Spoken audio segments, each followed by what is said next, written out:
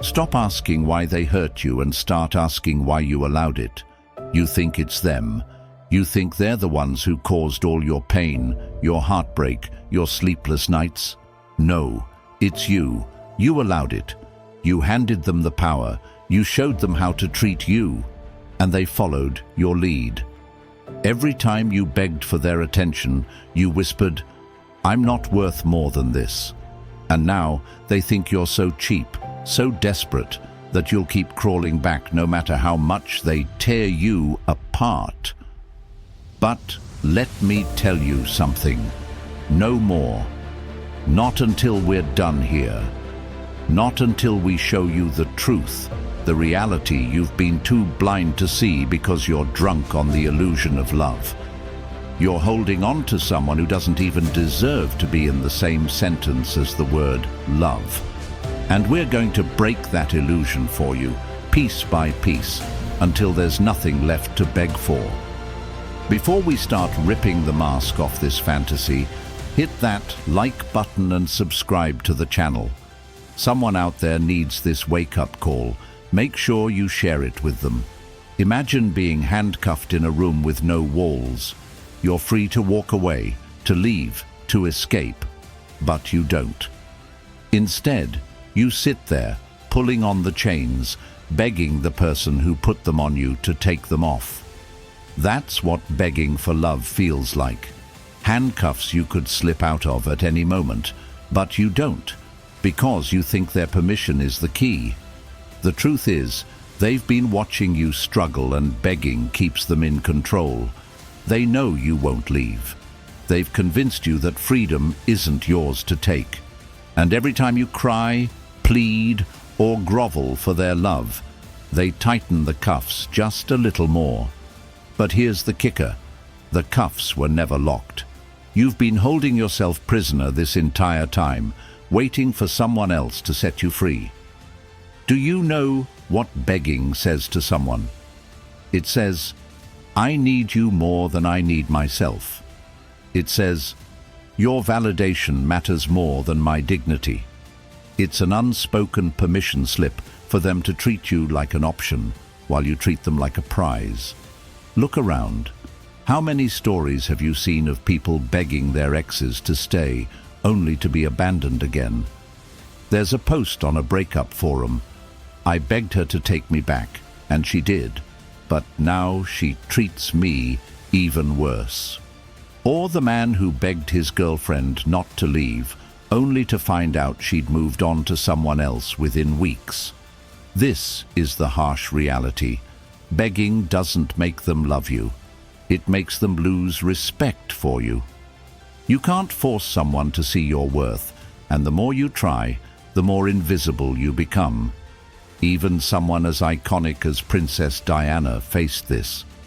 She once said of her marriage to Prince Charles, "There were 3 of us in this marriage, so it was a bit crowded." She knew she wasn't getting the love and respect she deserved, and while she fought for the relationship, she eventually stopped begging. She walked away, and in doing so, she became a symbol of grace, dignity, and self-respect, a legacy far greater than the love she once chased. That's the power of walking away, the power of refusing to beg. Here's why they think you'll never stop. Because you've shown them. You've trained them to believe that no matter what they do, you'll still be there. You've made their love seem like a drug you can't live without, and now they believe they're the dealer, holding all the power. But what happens when you stop buying what they're selling? What happens when you show them that their love isn't worth the price of your dignity? I'll tell you what happens. Their world falls apart. Their ego collapses. The power they thought they had over you disappears, and all they're left with is the emptiness of their own arrogance. This isn't just about what they've done to you. It's about what you've allowed. And today, we're going to rip apart the lies, the illusions, and the chains you've placed on yourself. By the end of this video, you'll walk away with your head held high and your dignity intact. But first, I need you to affirm this with me. I choose freedom. And, hey, don't just stop here. Drop it out in the comments. I choose freedom. Show them. Show yourself. Let the world know you're done begging, done chasing, and done giving your power away. Let's dive in. Number 1. You can't get what doesn't want to be yours. You can't force a river to flow toward you when its current runs in the opposite direction. Let's stop lying to ourselves. You've been chasing something that was never yours to begin with, trying to hold on to someone who was never holding on to you. Every effort, every sacrifice, every late-night text asking for clarity, it was all for nothing because you can't get what doesn't want to be yours. And that's not just on them. It's on you. You knew. Deep down, you knew. You saw the signs, the half-hearted efforts, the broken promises, the way they always made you feel like you were asking for too much when all you wanted was the bare minimum. They didn't hold on because they didn't want to. And yet, you kept running after them like a dog chasing a car, desperate for something that would never stop for you. But here's the brutal truth you've been avoiding. If they wanted you, you wouldn't have to beg for it. You wouldn't have to convince them, negotiate your worth, or prove that you were good enough. People don't discard what they value. They don't let go of what they truly want. The very fact that you had to fight so hard for their attention, their affection, or their time should have told you everything you needed to know. Begging didn't make them stay. It made them leave faster. Because here's what desperation does. It makes you look like you're willing to settle for anything. And when you settle for anything, people give you exactly that. Nothing. They gave you crumbs because you showed them you'd accept crumbs. They gave you their worst because you made it clear you'd still be there, clinging to the scraps, hoping for more. Think about it. Have you ever seen someone beg their way into love? It doesn't happen. Love doesn't respond to desperation. It responds to respect. And you can't respect someone who's throwing themselves at your feet, hoping you'll notice their value. Love isn't found in begging, pleading, or chasing. It's found in mutual effort, respect, and desire. If it's not mutual, it's not love. Imagine this.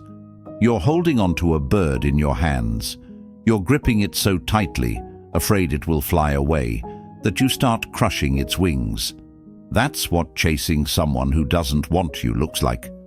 You're holding on to something so desperately that you're destroying it and yourself in the process. They didn't fly away because they didn't see your worth. They flew away because your grip was suffocating. Here's the hard truth you need to face. You can't make someone want you. You can't love them into staying. You can't convince them that you're the one for them if they've already decided you're not. And the more you try, the more you lose yourself in the process. You start bending, shrinking, becoming someone you're not, just to fit into their version of what they want. And even then, it's never enough, because they don't want you, not the real you. Look around. The world is full of stories of people chasing what wasn't meant for them. They gave their all, only to be left with nothing. There's a story I read recently where someone said, "I did everything for him. I changed my hair, my job, my entire personality to make him happy, and he still left." That's what happens when you chase something that doesn't want to be caught. No matter how much you give, it will never be enough. But then there are the stories of those who stopped chasing, who let go, who walked away.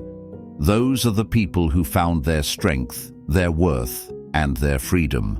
And guess what? That's when the right people came into their lives. The ones who didn't need to be convinced, the ones who saw their value without having to be begged. The Stoic philosopher Epictetus once said, "Freedom is the only worthy goal in life.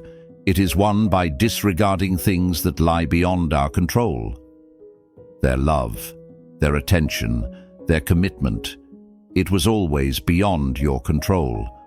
And the more you tried to control it, the more you enslaved yourself to it. Freedom starts when you let go. Let go of what isn't yours. Let go of the idea that you have to chase love or prove your worth. Let go of the belief that their approval defines you. Because here's the truth. The right love will never make you beg. It will never make you question your value. It will never feel like a fight you're constantly losing.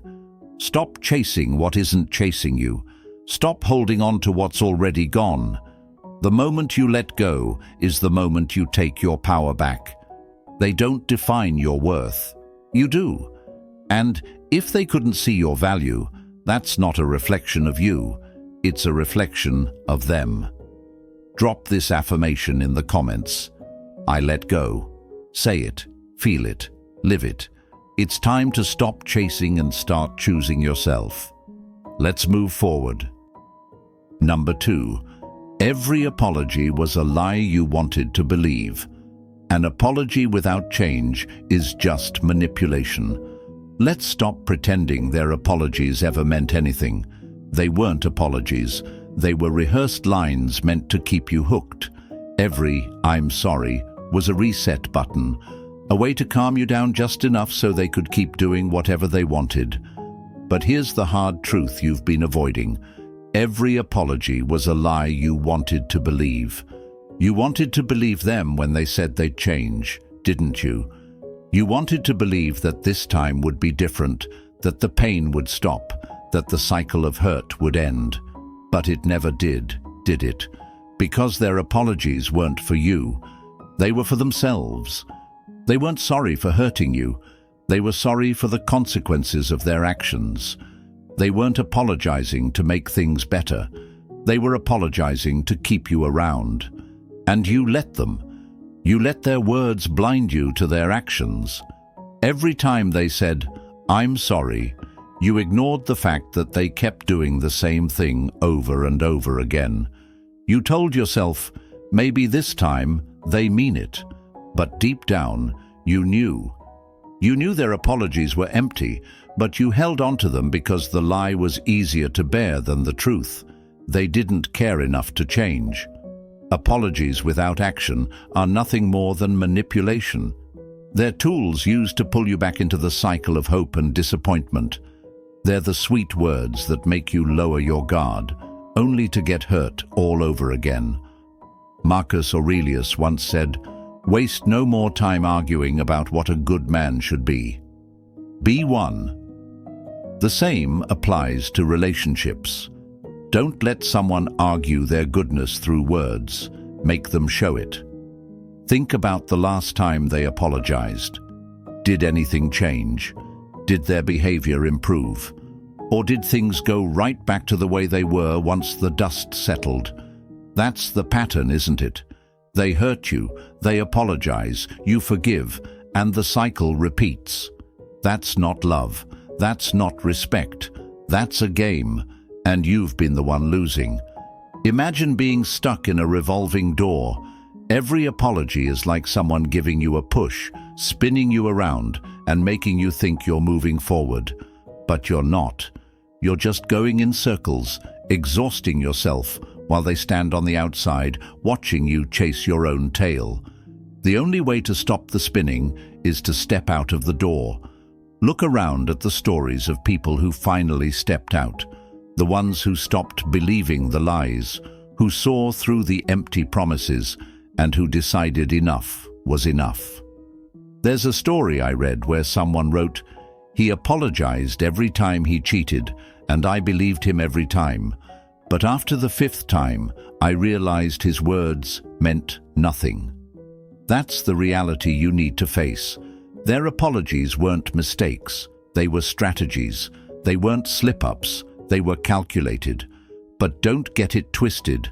This isn't about them. This is about you. You're the one who chose to believe the lie. You're the one who let their words outweigh their actions. You're the one who gave them chance after chance, hoping they'd finally wake up and see your worth. And that's where the real betrayal lies, not in their lies, but in the lies you told yourself. The Stoic philosopher Epictetus once said, "It's not what happens to you, but how you react to it that matters." Their empty apologies were their choice. But your choice was believing them. Your choice was letting them back in when they hadn't earned it. But now you have a new choice: to stop listening to their words and start trusting their actions, or lack thereof. Here's the harsh truth. If someone is truly sorry, they don't just apologize, they change. They don't repeat the behavior that hurt you. They don't use "I'm sorry" as a band-aid for a wound they keep reopening. A real apology comes with accountability, growth, and a commitment to do better. If you haven't seen that, then what you've been given isn't an apology. It's manipulation disguised as remorse. Stop falling for it. Stop letting their words lull you back into a false sense of security. If their actions don't match their apologies, then their words are just noise. You deserve more than noise. You deserve someone who doesn't have to apologize over and over again, because they get it right the first time. Let them keep their apologies. Let them live with the weight of their empty promises. You don't need their words to heal. You need your own strength. Stop waiting for them to change and start changing your own story. Drop this affirmation in the comments. I believe actions, not words. Say it, feel it, live it. It's time to leave the lies behind and step into the truth. Let's move forward. Number 3, the illusion of their importance was your creation. We suffer more in imagination than in reality. Let's talk about the lie you've been telling yourself. The one where you put them on a pedestal so high they looked like a god in your life. You convinced yourself they were the best thing that ever happened to you, that without them you were incomplete. But here's the truth you've been avoiding. The illusion of their importance was your creation. They didn't place themselves there, you did. You built this image of them in your mind, sculpting them into someone they never were. Every time they disappointed you, every time they let you down, you smoothed over the cracks in the fantasy. You told yourself they were misunderstood, or maybe just scared of how much you loved them. You made excuses, twisted reality, and held on to the version of them you wanted to see, not the version they really were. The problem wasn't them.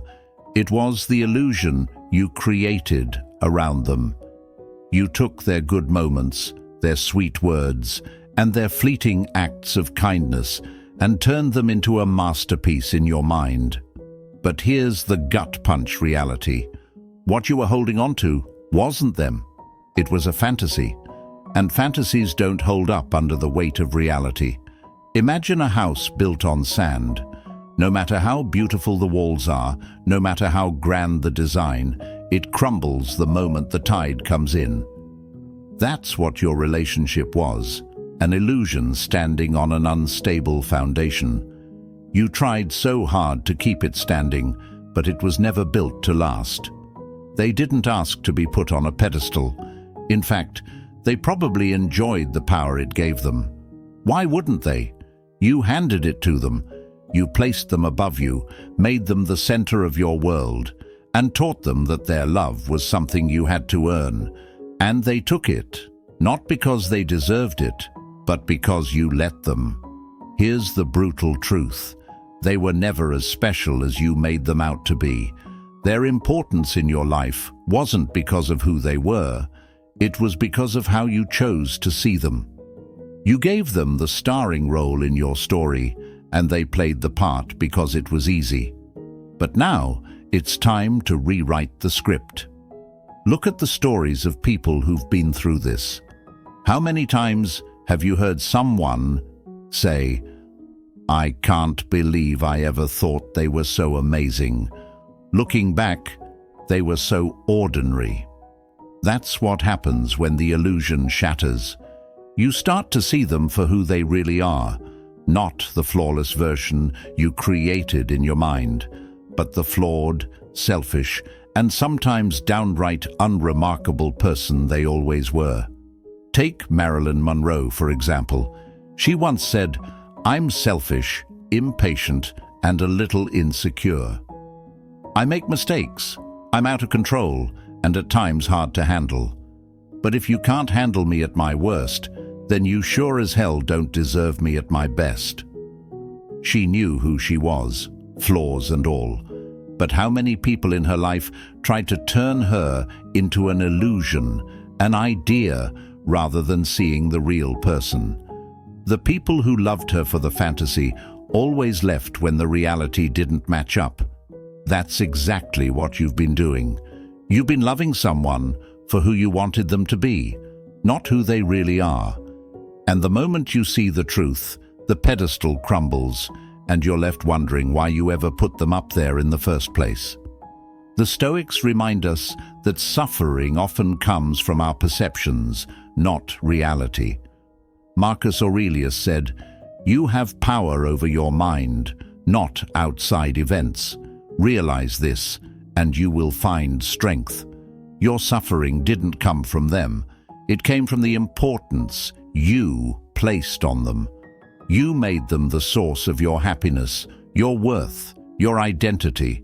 And when they couldn't live up to the fantasy, you felt shattered. But here's the good news. You built the illusion, and you can tear it down. You can stop seeing them as more than they are. You can stop holding on to a fantasy and start living in reality. And in reality, they're just a person, flawed, imperfect, and no longer worthy of the pedestal you built for them. Drop this affirmation in the comments. I see clearly. Say it. Feel it. Let it remind you that the illusion is gone, and the only thing left to build now is your own life, on your own terms. Let's move forward. Number 4. Begging didn't show love. It showed fear. Fear is the chain that binds you to what you know you should let go. Let's stop pretending. Every time you begged for their attention, pleaded for their love, or cried for them to stay, you weren't showing love. You were showing fear. You weren't driven by passion or devotion. You were driven by the terror of losing them, of being alone, of confronting the possibility that you weren't enough. That wasn't love. It was fear dressed up as desperation, and they saw it. Love doesn't look like groveling. Love doesn't sound like, "Please don't leave me." It doesn't feel like sacrificing your dignity just to keep someone in your life. Real love is mutual, grounded, and fearless. What you were doing wasn't about love. It was about clinging to the illusion that having them in your life, no matter the cost, was better than facing yourself without them. Begging is the ultimate betrayal, not of them, but of yourself. Every time you begged, you told yourself, "I can't do this on my own. I need them more than I need my self-respect." And they didn't stop you, did they? They let you beg, let you cry, let you put yourself through hell because it gave them power. But let me tell you something. They didn't stay because you begged. They stayed because it fed their ego. And when they left, it wasn't because you weren't good enough. It was because your fear was never going to keep them there. Imagine standing on a beach, holding on to a handful of sand. The harder you squeeze, the more the sand slips through your fingers. That's what fear does. The more you hold on, the more you lose. Begging didn't bring them closer. It pushed them further away. They didn't see your love in your tears. They saw weakness. They saw someone so terrified of being alone that they were willing to settle for the bare minimum, and they took advantage of it. Think about it. If they truly cared, why did you have to beg? Why did you have to prove your worth over and over again? Real love doesn't make you beg. It doesn't put you in a position where you feel like you're one misstep away from losing everything. The fact that you were begging at all should have been your first clue that this wasn't love, it was control. Fear doesn't bring people together, it creates a divide. Every time you begged, you were reinforcing the power dynamic. They were in control, and you were at their mercy. Begging wasn't an act of love, it was an act of surrender. And they let you surrender because it made them feel like they had something you didn't. Power. Take a moment to reflect. How many times did you beg for someone who didn't deserve you? How many nights did you cry, thinking that if you just showed them how much you cared, they'd finally stay? And how many times did they leave anyway? Begging wasn't the solution. It was the problem. Fear has a way of disguising itself as love. It tells you that you can't live without them, that losing them would be the end of your happiness. But here's the truth. Losing them isn't the end. It's the beginning of finding yourself. When you stop begging, you stop letting fear control you. Look at the stories around you. People who walked away from relationships where they begged and pleaded didn't just survive, they thrived. They found freedom in letting go, power in standing tall, and strength in choosing themselves over fear. That's the path you need to take. The Stoic philosopher Epictetus once said, "He who is free is he who can say no to what enslaves him." Begging enslaved you. Fear enslaved you. And now it's time to say no. No to fear. No to desperation. No to the lie that you have to fight for what's meant to be freely given. They didn't leave because you weren't enough. They left because begging doesn't inspire respect. It doesn't build connection. It doesn't make them see your worth.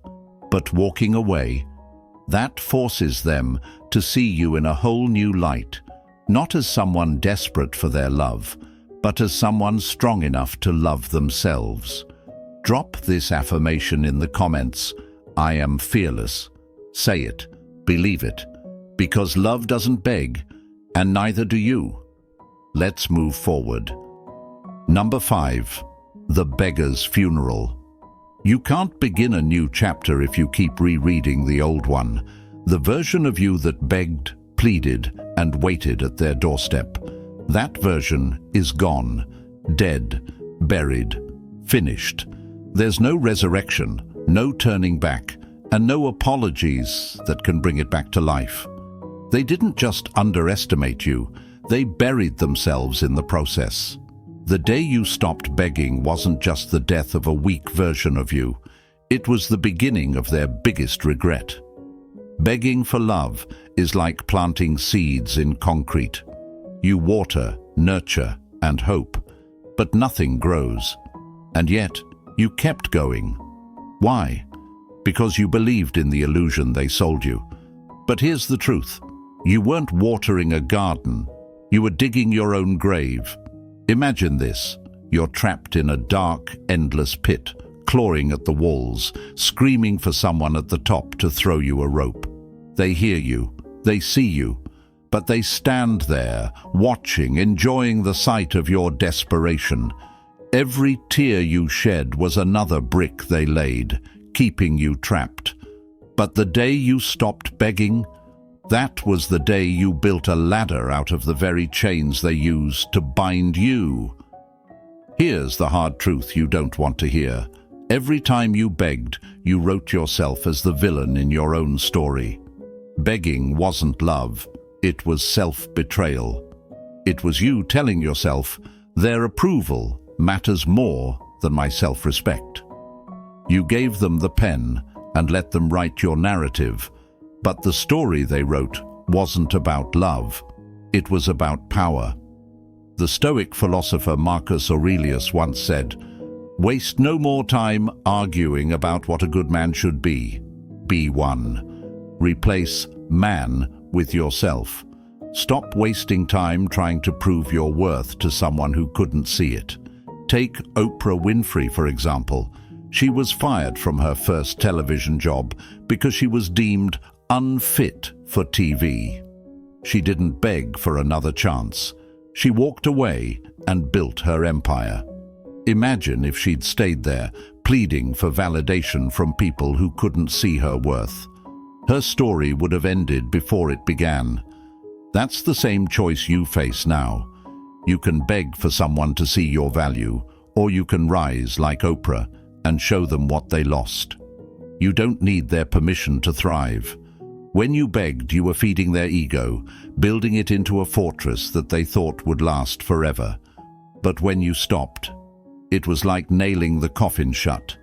Their ego doesn't get to feed on your pain anymore. Your silence was the final nail, and now their arrogance is buried 6 feet under. They never saw it coming because they thought you'd stay.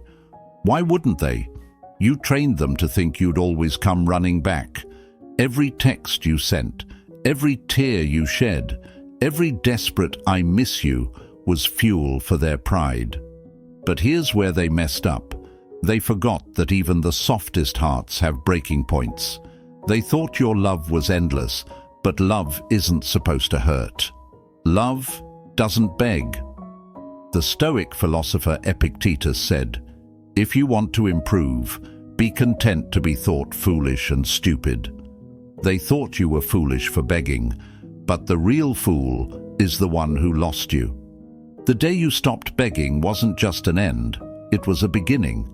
It was the day you rose from the ashes of their neglect, their manipulation, their arrogance. You became the phoenix they never saw coming. Begging is crawling, but walking away? That's flying. You've handed them their own defeat, but this isn't just about them. It's about you. You see, the beggar's funeral isn't just the death of what was, it's the birth of what will be. It's the day you finally understand that begging never had the power to bring you closer to love. In fact, it only pushed you further from yourself. Every act of pleading took you one step further from your dignity, and now it's time to reclaim it. Think about the people who didn't beg, the ones who walked away when they realized they weren't being valued. Like Sandra Bullock, who endured public heartbreak when her marriage fell apart, but never begged. She didn't grovel for her partner to stay. She turned inward, focused on her own growth, and became an even bigger icon of strength and grace. The world didn't pity her, it respected her. That's the kind of story you deserve to write for yourself. You've wasted enough time begging, hoping, and waiting for someone to see your worth. It's time to stop watering a dead garden and start planting seeds where they'll actually grow. You can't keep nurturing something that has no roots. Begging is like pouring water into a broken vase. It spills out, leaving you empty. But when you stop, you realize you were always capable of holding yourself together without them. This isn't just about leaving someone behind. It's about leaving behind the version of yourself that thought begging was love. It's about laying that person to rest and letting the stronger, wiser version of you rise in their place. Let them watch from the sidelines as you become everything they said you couldn't be. Drop this affirmation in the comments. I bury the past. Let this be the beginning of your new chapter, free from the chains of begging and full of the freedom to choose yourself. It's time to rise. Let's keep moving forward. Number 6. When the puppeteer loses control. You cannot enslave a mind that knows its worth. You think they were the problem, that they manipulated you, pulled your strings, and turned you into their puppet. No, it wasn't them. It was you. You handed them the strings. You gave them control, piece by piece, every time you begged, every time you said, "Please don't leave me." They didn't take your power. You gave it away. And they used it because you let them. Puppeteers can only control what's tied to their strings. And for far too long, you were that puppet, dangling, twisting, moving to their rhythm. They called and you ran. They pushed and you fell. They ignored you and you broke yourself trying to be seen. They didn't have to chase you because you were too busy chasing them. You gave them the perfect setup, a stage where they could sit back and watch you dance for their attention. Let's stop pretending this was love. Love doesn't make puppets. Love doesn't hold strings. Love doesn't need control. What you called love was dependency, a desperate attempt to hold on to someone who didn't care about your dignity. But here's the moment that changed everything: when you cut the strings. The second you stood up and said, "Enough," their power crumbled. Puppeteers don't exist without puppets, and the moment you stopped playing along, they lost everything. Imagine a puppeteer holding an empty stage. They're standing there, strings in hand, but there's nothing attached to them. They look ridiculous, don't they? That's them now. You've left them holding the pieces of a game they can't play anymore. Every time they try to pull you back, their strings snap in the air. You've outgrown their control. Let's not sugarcoat your part in this. You trained them to believe you'd stay. You taught them that no matter how badly they treated you, you'd still come running. Every tear you shed, every time you apologized for things that weren't your fault, every moment you begged them to care, you handed them another string, and they held on to those strings because it was easy. Why wouldn't they? You were giving them everything. But the second you walked away, everything changed. Their biggest mistake wasn't pulling the strings. It was thinking you wouldn't cut them. They thought they owned you, that your world revolved around them, but now they're realizing the truth. You were the one holding it all together. Without you, their show has no audience, no star, no meaning. This isn't about blaming them. It's about holding yourself accountable. You can't heal until you face the fact that you allowed this. You accepted the scraps they gave you, and you told yourself it was love. You let them control you because it felt safer than standing on your own. But now, you're not that person anymore. Puppets don't grow wings, but you did. You've cut the strings, and now you're flying higher than they ever thought possible. Think about it. If they truly cared about you, why did they need to control you? Love isn't about control. It's about freedom. And the second you freed yourself, they had to face the reality that they never truly loved you. They loved the power they had over you. The version of you that danced to their tune no longer exists, and they're left clutching empty strings, wondering why the stage feels so quiet. Look at the stories all around you, the forums, the heartbreak groups, the real-life examples of people who begged and begged until they were nothing but shadows of themselves. There's a post I read where someone wrote, "I begged them to stay, and they did, for a while. But every time they looked at me, I felt smaller." That's what begging does. It shrinks you. It teaches them that your love is a currency they can manipulate. But then there are the stories of those who walked away, those who said, "I'm done being your puppet." Look at the power in those stories.